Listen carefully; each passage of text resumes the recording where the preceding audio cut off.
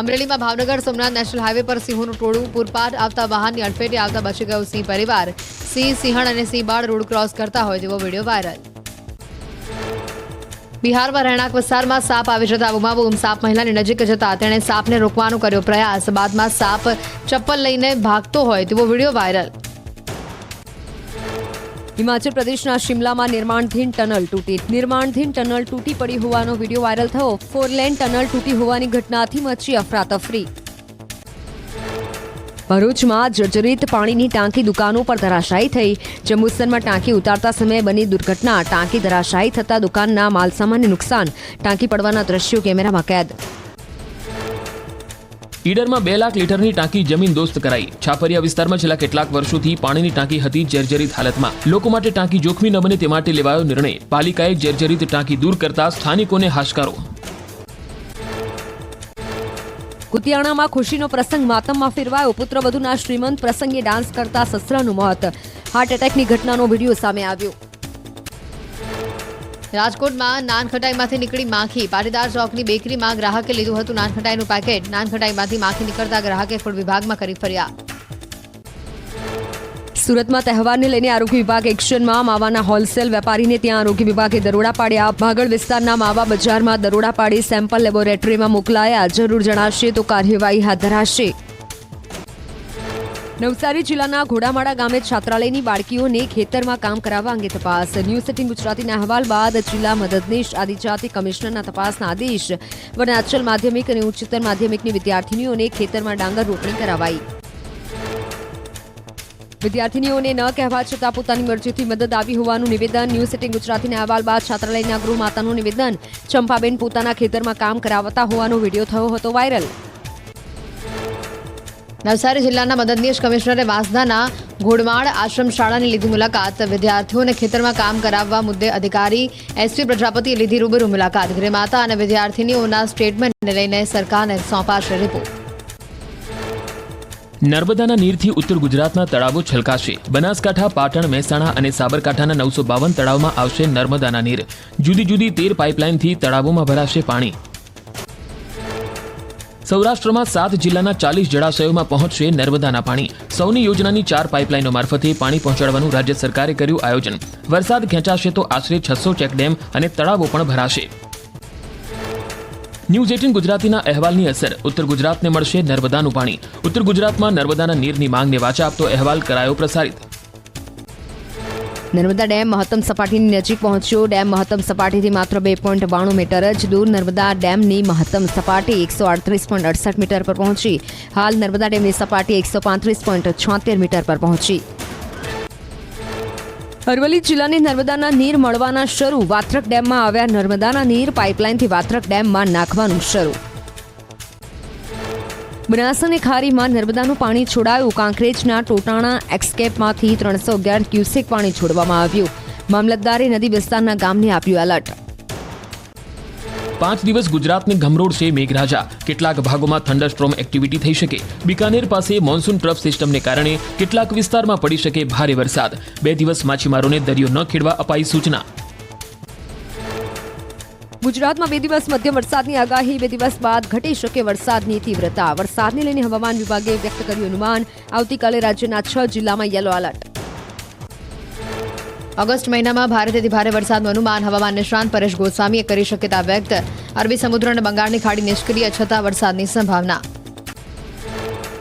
દિલ્હીમાં 14 થી 15 ઓગસ્ટ સામાન્ય વરસાદની સંભાવના. ઉત્તર પ્રદેશમાં ભારે વરસાદની હવામાન વિભાગે કરી આગાહી. પર્વતીય વિસ્તારોમાં પણ વરસાદ વરસવાની સંભાવના. ઝારખંડમાં સતત વરસાદને લઈને નદી નાળા અને ડેમમાં પાણીની આવક. તેનું ઘાટ ડેમના 3 દરવાજામાંથી વધી રહ્યો છે પાણીનો પ્રવાહ. બંગાળ સરકારે વાંધો ઉઠાવ્યો. રાજસ્થાનના ઝુંઝુનુમાં વરસાદને કારણે નદી નાળા છલકાયા. ઠેર ઠેર ઝરણા થયા સક્રિય. પોંખના માલખેર મંદિર નજીક ઝરણાનો વિડીયો વાયરલ. આસપાસના લોકો ઝરણાના આહલાદક નજારાને માણવા પહોંચ્યા. સવાઈ માધોપુર જિલ્લામાં 3 દિવસથી વરસાદી માહોલ. અનેક ગામોમાં વાહન વ્યવહાર થંભી ગયો. જિલ્લા પ્રશાસને રહેવાસીઓને કર્યા એલર્ટ. જિલ્લાના તમામ અંડરપાસમાં પાણી ભરાઈ જતા અવરજવર પર પ્રતિબંધ મુકાયો. રણથંભોર ત્રિનેત્ર ગણેશ મંદિરનો રસ્તો પણ વન વિભાગ દ્વારા કરવામાં આવ્યો બંધ. અતિવૃષ્ટિથી પ્રભાવિત વિસ્તારોની વહીવટી અધિકારીઓ લઈ રહ્યા છે મુલાકાત. રાજસ્થાનના હિંડોનમાં વરસાદે વિરામ લેતા કેટલાક વિસ્તારના પાણી ઓસર્યા. ભરાયેલા પાણી ઓછા થતા વેપારીઓ દુકાને પહોંચી સ્થિતિ જોઈ. દુકાનોમાં પાણી ભરાઈ જતા નુકસાન. જયપુરના ગ્રામ્ય વિસ્તારોમાં ધુંડુ નદીના વહેણને કારણે સ્થિતિ વણસી. એસીપી સુરેન્દ્રકુમારના નેતૃત્વમાં પોલીસ કર્મીઓએ ધૂન નદી રાવતવાલા ડેમનું નિરીક્ષણ કર્યું. પૂરગ્રસ્ત વિસ્તારમાં ફ્લડ કંટ્રોલ રૂમ અને કંટ્રોલ રૂમ બનાવવામાં આવ્યા. બિહારના માણેરમાં ગંગા અને સોન નદીઓના જળસ્તરમાં સતત વધારો. માણેર અને તેની આસપાસના 76 ગામો ડૂબ્યા. માણેરના આસપાસના 1 કિલોમીટર સુધી ભરાયા પાણી. રસ્તાઓ પાણીમાં ગરકાવ થતા વિદ્યાર્થીઓને અવરજવર કરવામાં હાલાકી. કામ ધંધે જતા લોકોને પણ પાણીના ધસમસતા પ્રવાહમાંથી થવું પડે છે પસાર. બિહારના મુંગેરમાં ગંગા નદીએ ધારણ કર્યું રૌદ્ર સ્વરૂપ. ખેતરોમાં નદીના પાણી ભરાતા ખેડૂતોમાં ચિંતા. જે ઘરોમાં પાણી ભરાયા છે તે લોકોએ અન્ય ઘરોમાં લીધો આશરો. તંત્ર દ્વારા પહોંચાડાઈ રહી છે તમામ મદદ. અજગેબીનાથ ઘાટ પાણીમાં ગરકાવ. નમામી ઘાટની સીડીઓ પણ પાણીમાં ડૂબી. નમામી ગંગે ઘાટથી રસ્તા સુધી પાણી ભરાતા શ્રદ્ધાળુઓને હાલાકી. બિહારના ભાગલપુરમાં નીચાણવાળા વિસ્તારોમાં જળ ભરાવની સ્થિતિ. ગંગાનું જળસ્તર વધતા કલ્યાણપુર દિયારા પૂરની ચપેટમાં. ગામનો મુખ્ય રસ્તાથી સંપર્ક તૂટતા લોકો બોટ મારફતે અવરજવર કરવા મજબૂર. ઉત્તર પ્રદેશના બુલંદ શહેરમાં ધોધમાર વરસાદ બાદ જળબંબાકારની સ્થિતિ. અનેક વિસ્તારોમાં ઘોટરસ્તામાં પાણી ભરાતા સ્થાનિકોને હાલાકી. લોકોના ઘર અને દુકાનોમાં વરસાદી પાણી ઘૂસ્યા. બિહારના કેમૂર જિલ્લામાં થયેલા વરસાદે તંત્રની પોલ ખોલી. પાણી નિકાલની યોગ્ય વ્યવસ્થા ન હોવાથી હોસ્પિટલમાં વરસાદી પાણી ભરાયા. ગટરોના ગંદા પાણી દવાખાનામાં ફરી વળતા દર્દીઓને હાલાકી.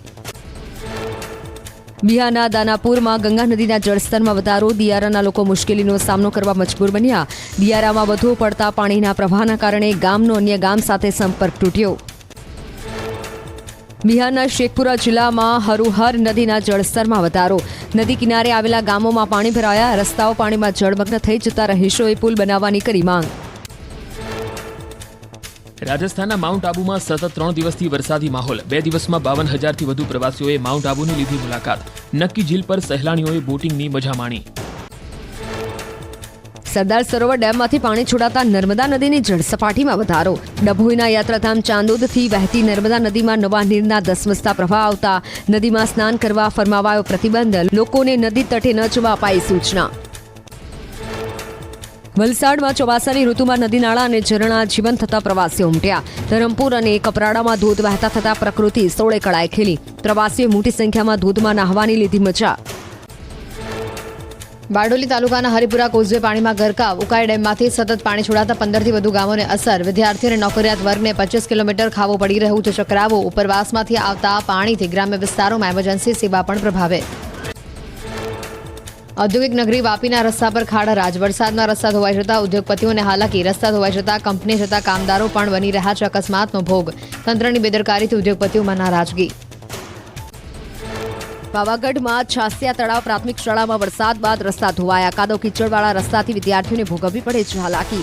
વિદ્યાર્થીઓ જીવનું જોખમ ખેડી શાળાએ જવા મજબૂર. કાચા રસ્તામાં પુરાણ કરવા લોકોની માંગ. વડોદરાના સયાજીગંજના ધારાસભ્ય કેવ રોકડે અધિકારીનો લીધો ઉધડો. બિલ્ડિંગ પ્રોજેક્ટના અધિકારી અનુપ પ્રજાપતિને જાહેરમાં સવાલ કર્યા. વોટર હાર્વેસ્ટિંગની સિસ્ટમના નિયમ સમજાવી અધિકારીનો ઉધડો લીધો. ગોધરાના ચિત્રાખાડી ફળિયામાં વરસાદી પાણીનો નિકાલ ન થતા ગંદકીનું સામ્રાજ્ય. ભૂંડ છૂટા મૂકતા રોગચાળાનો ખતરો વધ્યો. ઉદ્યોગપતિ ફિરદૌસ કોઠીએ 4 દિવસમાં ભૂંડ હટાવી લેવા માલિકોને આપ્યું અલ્ટિમેટમ. અમદાવાદમાં અંડરબ્રિજના હાલ બેહાલ. ઉસ્માનપુરા અંડરબ્રિજના પોપડા ઉખડતા વાહન ચાલકોના માથે સંકટ. અંડરબ્રિજમાં પડેલી તિરાડોના દ્રશ્યો કેમેરામાં કેદ. બ્રિજનો બેહાલ હાલ થવા છતાં તંત્ર નિંદ્રાધીન. અમદાવાદ શહેરના હેલ્મેટ સર્કલ પાસે આવેલા બ્રિજની દુર્દશા. બ્રિજ તૈયાર થયા બાદ સળિયા દેખાવાની શરૂઆત. બ્રિજની નીચે કેટલીક જગ્યાએ તિરાડો જોવા મળી તો ક્યાંક બ્રિજનો આખો ભાગ તૂટી ગયેલો જોવા મળ્યો. અમદાવાદના બ્રિજ બન્યા ખખડધજ. સુલાના બ્રિજમાં 2 ભાગલા પડ્યા. મસમોટી તિરાડો પડતા વાહન ચાલકોના જીવને જોખમ. તિરાડોની સાથે બ્રિજના સળિયા પણ દેખાતા તંત્રની કામગીરી પર ઉઠ્યા સવાલ. અમદાવાદમાં તંત્ર ગયું ખાડે. હટકેશ્વરના બ્રિજ પર પડ્યા મસમોટા ખાડા. તો બ્રિજ એક તરફ નમી જતા વાહન ચાલકોને ભારે હાલાકી. લોકોને બ્રિજ નીચેથી પસાર થતી વખતે સાવચેત રહેવા જણાવતો વિડીયો સોશિયલ મીડિયામાં થયો વાયરલ. અમદાવાદ શહેરમાં વરસાદ બાદ અનેક રસ્તાઓ ધોવાયા. શહેરમાં હાલ 3000થી વધુ ખાડાઓ રિપેર કરાયા. રોડ અને બિલ્ડિંગ કમિટીના ચેરમેન જયેશ પટેલનું નિવેદન. અમદાવાદ શહેરમાં વારંવાર પડતા ભૂવાને લઈને એએમસી વિપક્ષ નેતા શહેજાદ ખાન પઠાણનું નિવેદન. આ ચોમાસાની સિઝનમાં જ શહેરમાં 33થી વધુ ભૂવા પડ્યા. રોડ બનાવતા કોન્ટ્રાક્ટરની તપાસ કરવા કરી માંગ.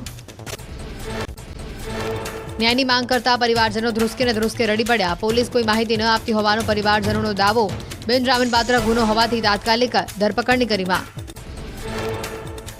અંબાજીના દાંતામાં ખુલ્લીબાજ શિક્ષકોનો સિલસિલો યથાવત. દાંતાના હડાદ, પાનસા અને મગવાસાના શિક્ષકો કેટલાય સમયથી ગેરહાજર. હડાદમાં 1 વર્ષથી ગેરહાજર છે સોહાબેન પટેલ નામના શિક્ષિકા.